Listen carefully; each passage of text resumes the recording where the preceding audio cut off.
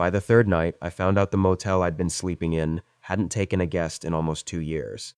I went back to my hometown right after New Year's to see my brothers and a few old friends.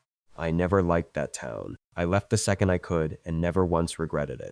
It was the kind of place people only stayed in if they had nowhere else to go, or if they were too used to dead-end roads, dead storefronts, and the same faces every single day.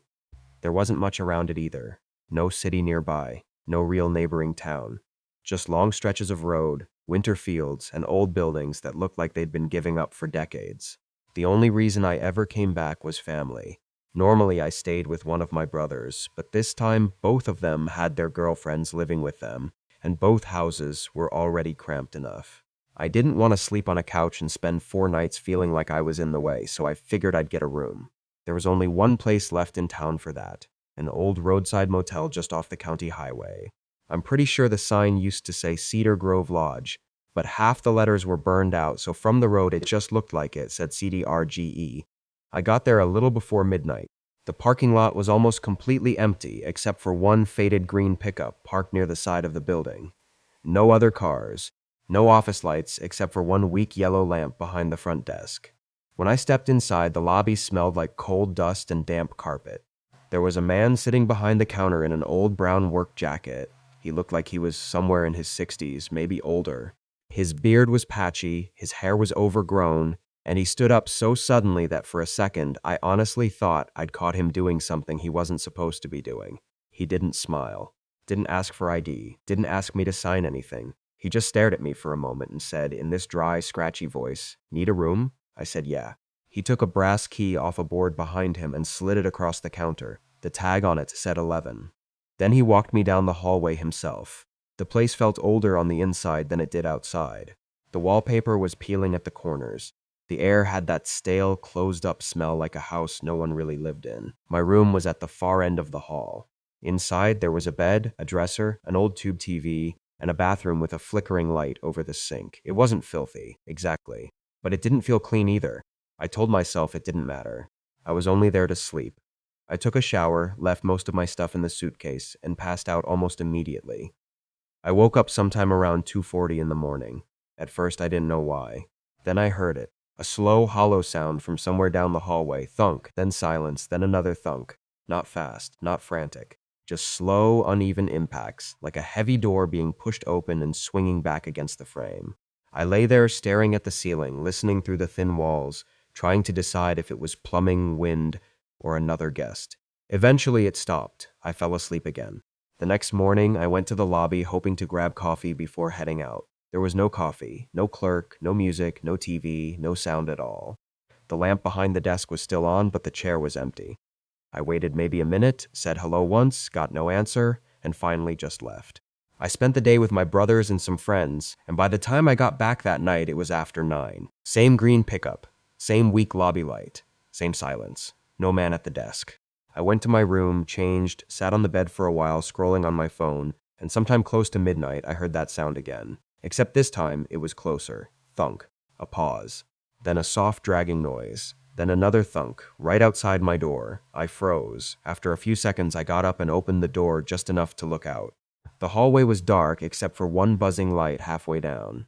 Across from me, the door to the room opposite mine was cracked open by maybe an inch. I was staring at it when a voice suddenly came from the far end of the hall. "Hey." I jumped so hard I nearly slammed my head into the door frame. The same man from the front desk was standing near the lobby entrance. I hadn't even seen him there. He lifted one hand and said, "Need you up front for a second." That was it. No explanation. Then he turned and disappeared into the dark near the office. I stood there for a moment, telling myself not to be weird about it. Maybe there was a payment issue. Maybe he needed me to fill something out. Maybe I'd forgotten to lock my car and he was trying to help. So I walked down the hallway. When I reached the lobby, no one was there. The office was dark. The front desk was empty. I didn't hear footsteps, doors, or movement anywhere in the building. I can't fully explain it, but standing there in that quiet, I got one of the worst gut feelings I've ever had in my life. The kind that tells you not to wait around for proof. I went straight back to my room, locked the door, shoved a chair under the knob, and barely slept. The next day, I mentioned the motel to one of my friends, Nate, while we were getting lunch. He looked at me funny and said, "You mean that place out by the highway?" I said, "Yeah." He glanced at my brother and said, "I thought that place shut down." My brother frowned. "Pretty sure it did. Like a while ago." Another friend chimed in and said he'd heard the owner moved out of state after some legal mess, and the property had just been sitting there. I laughed it off right there at the table, but I didn't stop thinking about it for the rest of the day. That night, I drove back later than usual. The green pickup was still there. But this time, when I got to my room, the door was already open. Not wide open, just cracked, an inch or two. I knew for a fact I had locked it. Every hair on my arm stood up. I pushed the door slowly with my fingertips. The room was dark. My suitcase was still on the luggage stand, but it was unzipped now. I was sure I had left it closed. The bathroom light was on, too, and I hadn't left it on. I didn't check under the bed. I didn't look in the bathroom. I didn't call out. I just stepped inside, grabbed the suitcase, and backed out. I remember my heart was pounding so hard that my hearing felt muffled. I could barely think.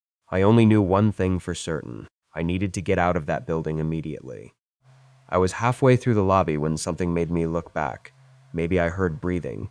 Maybe it was instinct. But when I turned around, the man was there. He was standing in the doorway of my room at the far end of the hall, one hand on the frame, staring straight at me. He didn't wave, didn't call out, didn't move. I ran. I threw the suitcase in my trunk, got in the car, and drove straight to my brother's house without looking back. He wanted me to call the police, so I did. When the deputies checked the property, they found the place empty, not quiet, empty, no clerk, no register, no guest records, no cleaned rooms.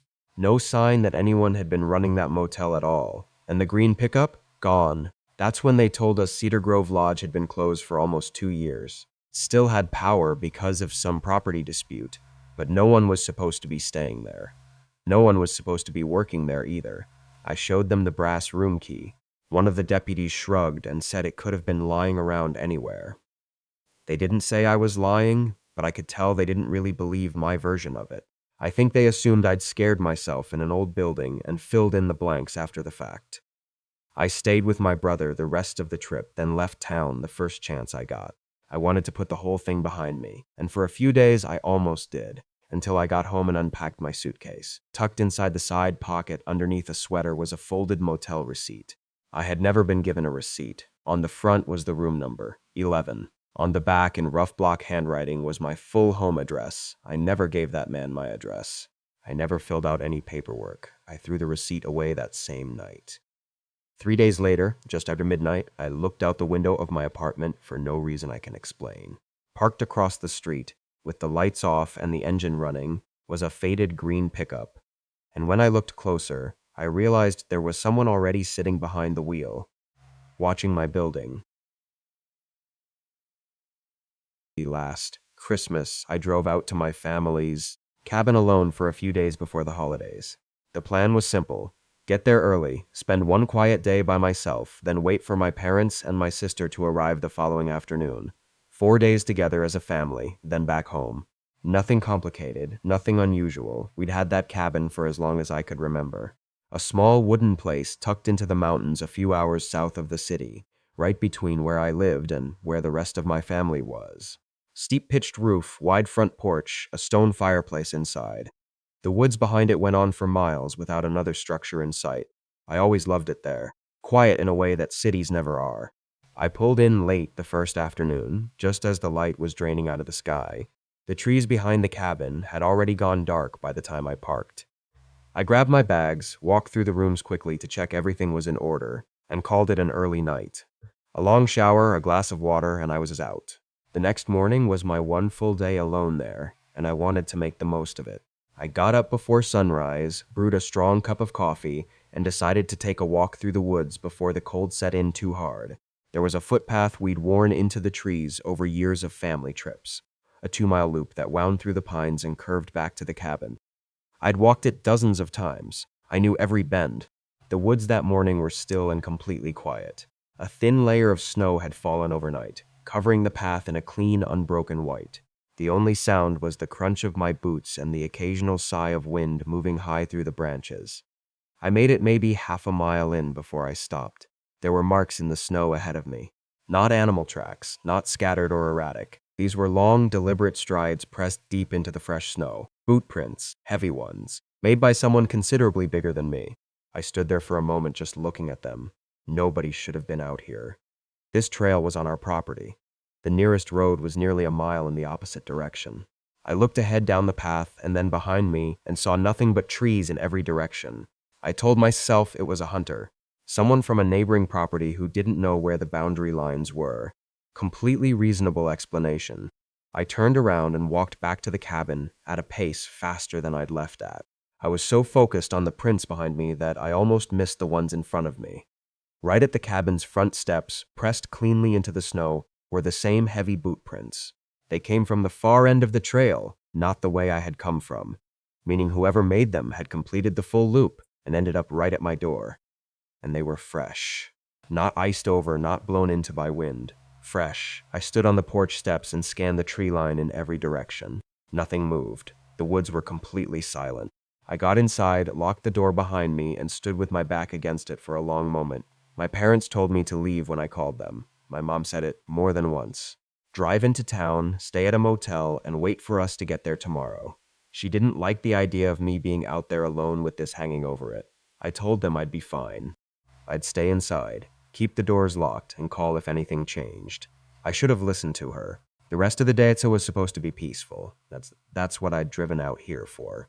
Instead, I sat in the living room next to the fireplace with a mug going cold in my hands, listening to every sound the cabin made, every creak of the walls settling, every gust of wind against the windows, every pop from the fire. Hours passed. Nothing happened. Slowly, I started convincing myself I'd overreacted.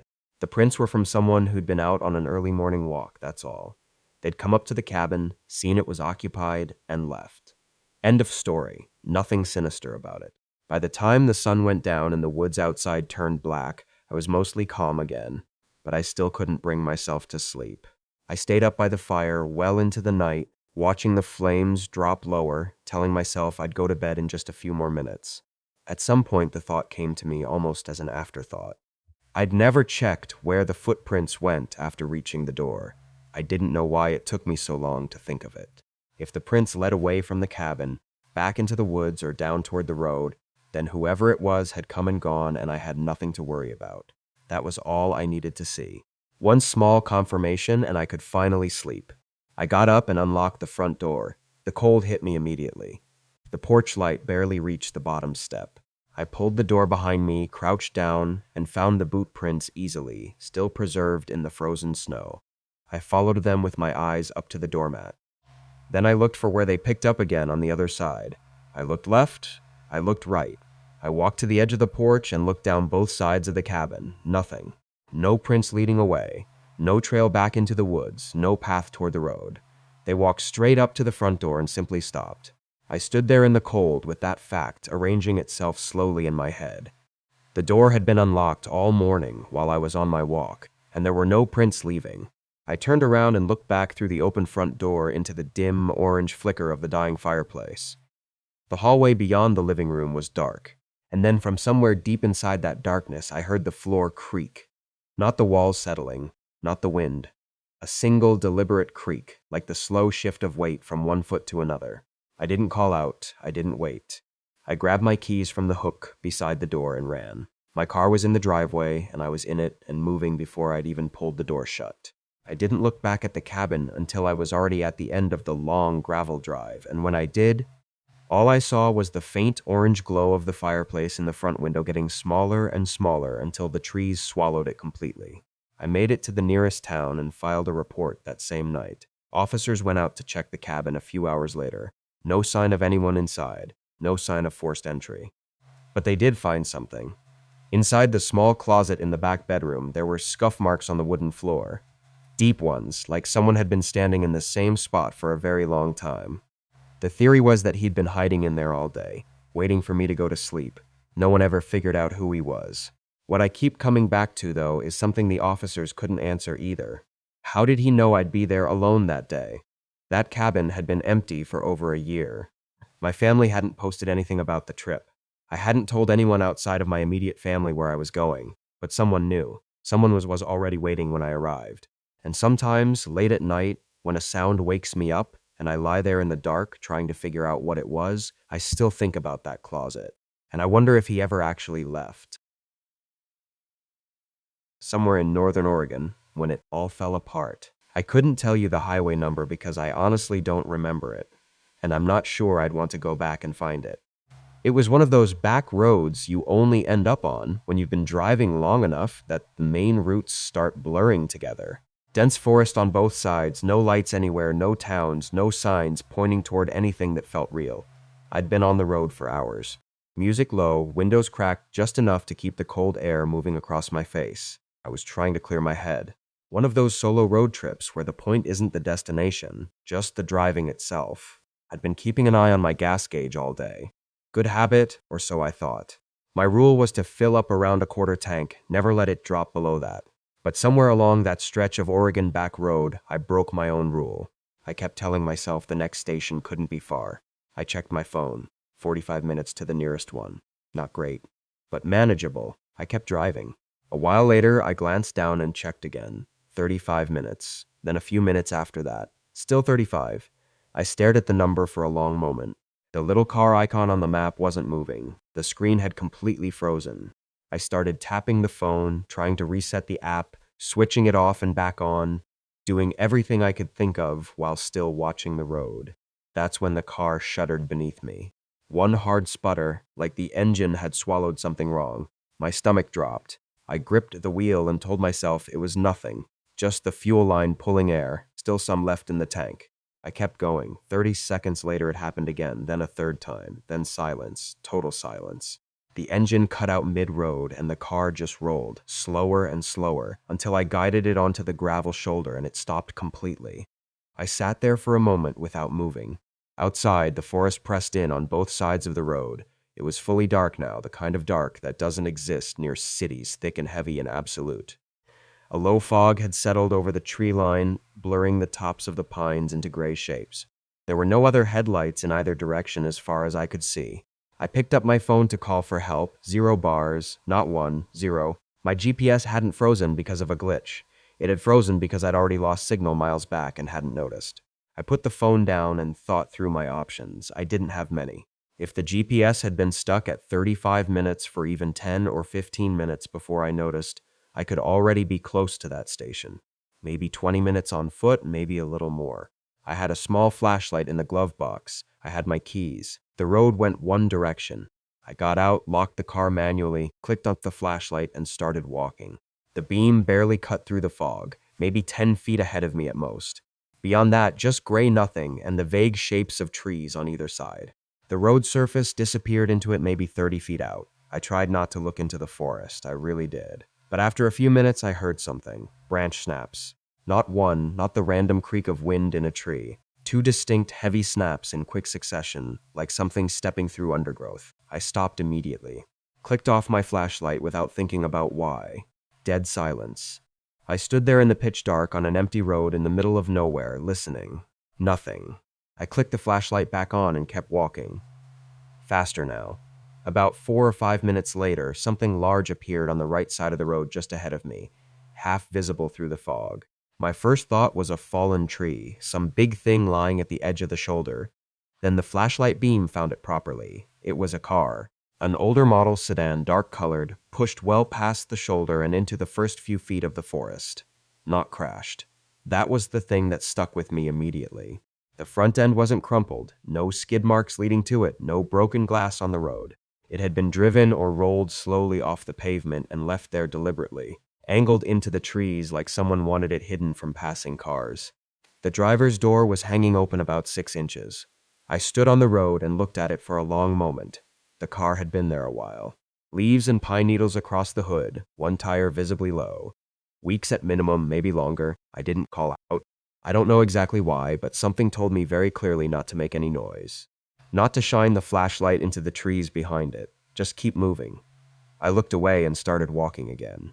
That's when I heard the rustling. It started near the back of the abandoned car. Bushes moving, not in the wind, deliberate and close together. Then more movement further in, between the trunks, maybe 30 feet deep into the trees. I looked despite everything in me saying not to. Shapes moving between the trees, not one, several. I couldn't make out faces or details, just dark figures weaving through the gaps in the pines, parallel to the road, moving in the same direction I was walking. My whole body went cold. I turned forward and kept walking, faster but not running. Some part of my brain insisted on that.